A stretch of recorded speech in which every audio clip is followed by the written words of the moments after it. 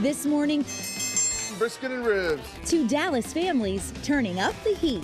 Husband and wife duo Justin and Diane Fortin of Pecan Lodge facing off against brothers Juan and Brett Reeves of Smoky John's. Basket in the window. Both hoping their signature sandwiches will be named the best in Dallas. Oh, the hot links and brisket? Yeah. The cafeteria-style Smoky John's serving up good meats, good sides, and good vibes since Juan and Brent's dad opened up 46 years ago. Here's our dad, Smoky John Reeves. Our vibe translates. It doesn't matter if you come from Kansas City, from Memphis, the Carolinas. When people come here, they're like, this is good. This is some of the best I've had. And that's one of the things that we're very proud of. Their hickory smoked meats, not the only things getting rave reviews. We put a lot of effort in all of it. We don't want you to have half a meal. We want the whole meal to be good. Across town, Pecan Lodge, which opened up in 2010. Pitmaster sandwich for Bailey. When the Fortins traded in their corporate jobs for the barbecue business. That jiggle right there, that's how you know it's ready. They're serving up nearly 4 tons of their slow smoked brisket every week. This is by far the best brisket in Dallas. The flavors, a blend of the styles they grew up with. We take a lot from East Texas with a little bit of a heavier spice rub. It's just a blend of what she remembers growing up and what I remember growing up. For both families, their restaurants, and the diners they serve, now an extension of their family. We've had people that have met here and have gotten married here. So seeing those traditions build around this restaurant makes me feel like we've done a good job passing that on. Away from the hustle and bustle of Guatemala's capital city, small communities dot the mountainous terrain. It is unequivocally beautiful, majestic even. But in the midst of the serene views, people here are struggling to survive. There is extreme poverty. Buenos días, me llamo Marcos. Juana is a single mother sharing this house with 3 of her kids and her parents about 3 hours from Guatemala City. It is not much, but it's her little mansion, as she calls it. It's a pleasure for me to have you in my mansion. In my home, my tin home, but it's my little home. Tú tienes un vista muy bonito también. Sí, muy bonito, muy bonito. Yes, it's very beautiful, very beautiful. It's a place with lots of fresh air and healthy because there's not a lot of pollution from cars. The 35-year-old shells tamarind seeds to earn a living, but a full day's work isn't nearly enough to support her family. Lo que uno gana en todo el día, a veces no alcanza ni para. Whatever you make in a day is not enough to get you food. So that is my situation here. It's tough because I am both the mother and the father of my children. I'm giving them an education. All 3 of them are in school. They ask me for things for school. I don't have any money. I have to go out and work. I have to go out and wash and iron and search whatever I can find for the day. Even though her earnings aren't sustainable, she's gathering all she can to pay a smuggler to take her to the United States. All of them have been reunified, but not us. She's one of the hundreds of parents who remain separated from their kids 3 weeks after a court-mandated deadline set for the Trump administration. This is Raquel's youngest son, only 9 years old, autistic, and still in federal custody in Houston. Her other son, 13 years old, is in a different facility in San Antonio. Así como molesto. Where are you, they ask. Cuando hablamos a veces, cuando ellos preguntan. I don't know what to tell them when we speak. Raquel was released from a detention center in Texas earlier this month. Que cuando saliera, and I had hope mis hijos estuvieran allá afuera. That when I got bonded out, they would be there, but... No fue así, solo. Estaba el lugar solo y... But it wasn't that way. In a statement, ICE claims it received information that Raquel is a documented member of the MS-13 gang in El Salvador. When you deal with MS-13, the only thing they understand is toughness. The government reviews a criminal background check by ICE to identify any red flags before they reunite children.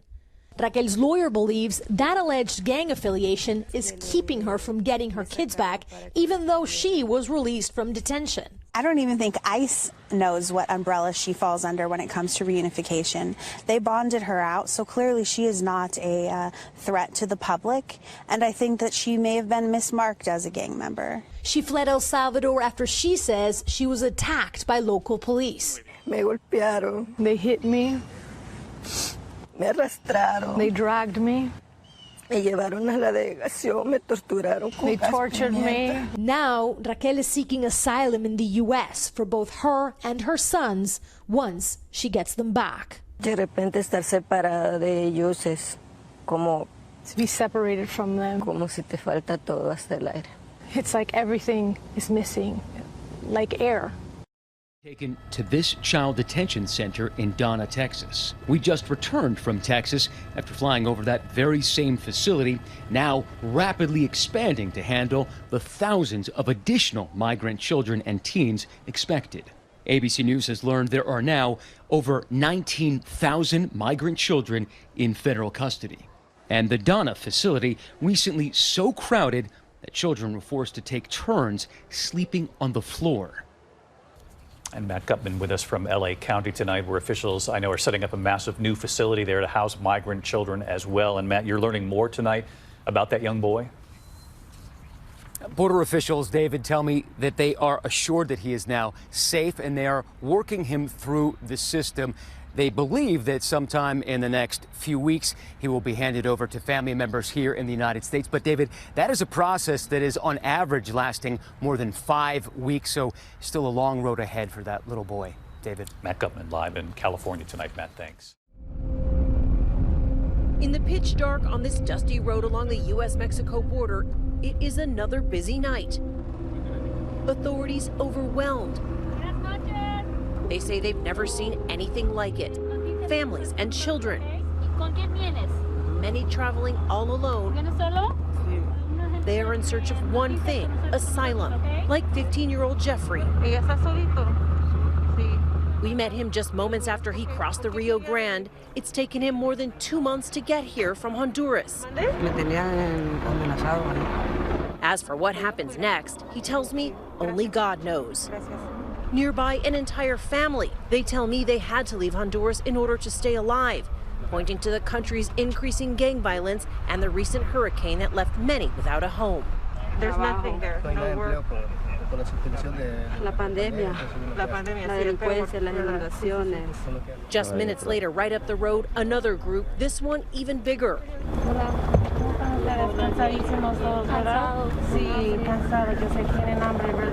They're hungry, they're very tired, they say. And these little boys are traveling by themselves. Diaz y 9 años de edad. We met 9-year-old Justin and 10-year-old Joseph, little boys who traveled all the way from Honduras. They have no family with them. The group they're with, strangers, took them in along the way. They show me their lifelines, phone numbers of family members here in the U.S., relatives they hope to call and be reunited with soon. ¿Y tiene el número de teléfono de él? ¿En dónde? A ver, déjame ver, por favor. Enséñale lo que me enseñaste. He's going to show me a phone number. The numbers on that hat still there. Este es el número de tu abuelo, ¿verdad? This is his grandfather's phone number. Se llama Marco. Sí.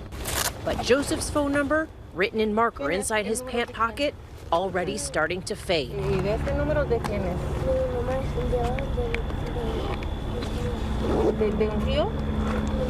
¿De tu tía? This is his aunt's phone number and his mom's phone number. ¿Aquí tienes familiares en los Estados Unidos? Sí, ¿en dónde? ¿En dónde? In Maryland. Next to them, 2 brothers, 20 and 13. I ask why they've decided to come now, and their answer strikes at the very heart of this disaster, threatening to derail President Biden's young and very carefully planned agenda.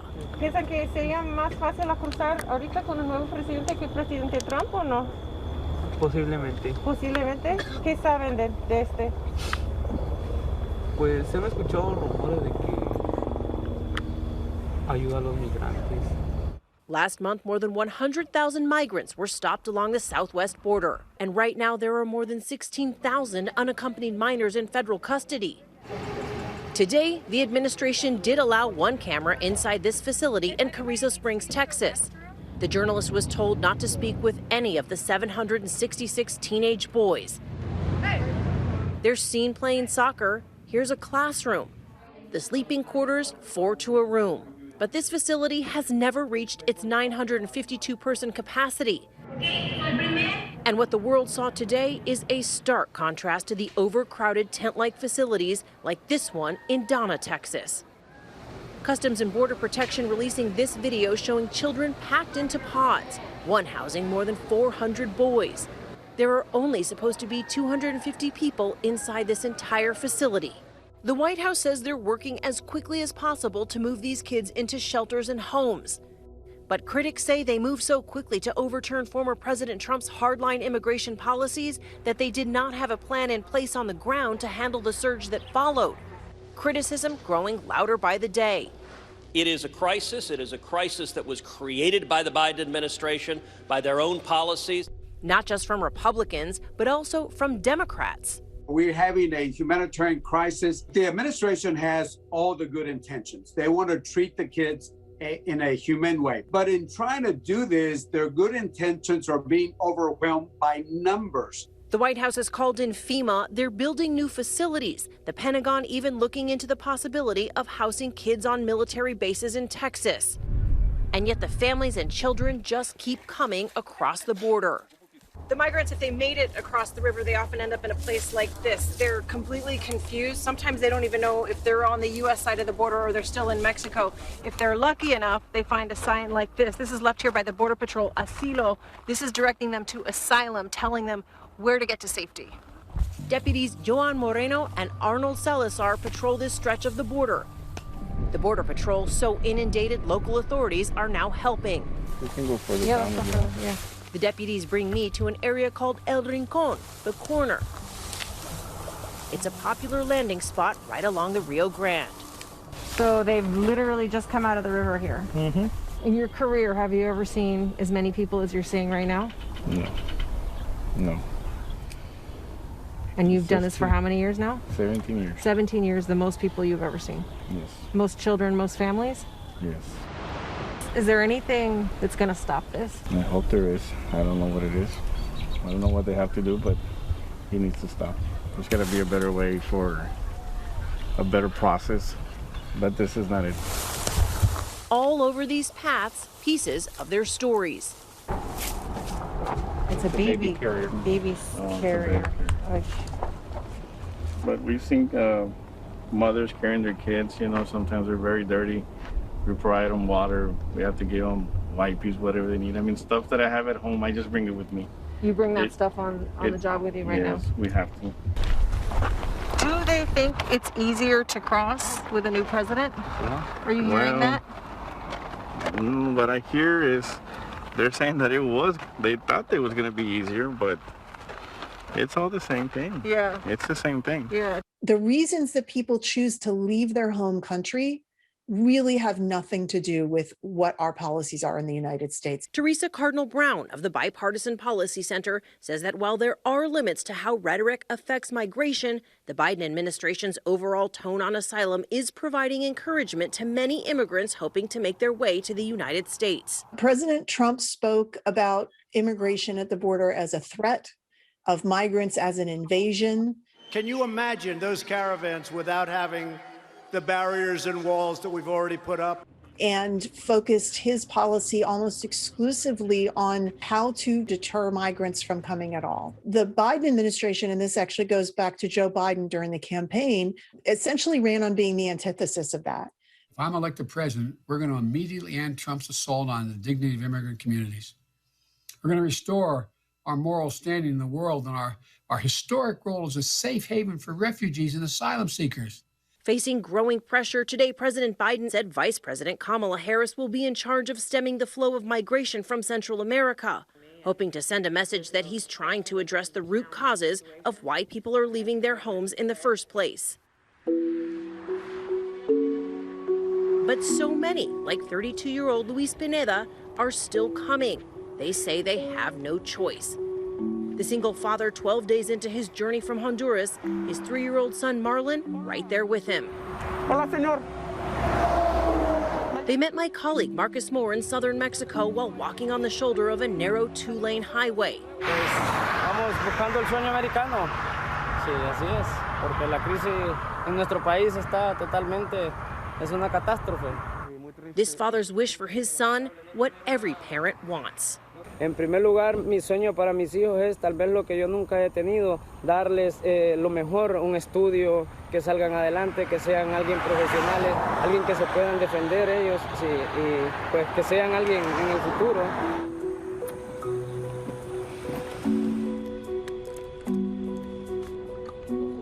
As for those who already made it across the border, like Justin and Joseph, I ask, are you scared? Yes, they tell me they are scared. Tonight they are in Border Patrol custody. We called Justin's grandfather, whose phone number was on that pink hat. He says he's still waiting to hear from authorities on Justin's status.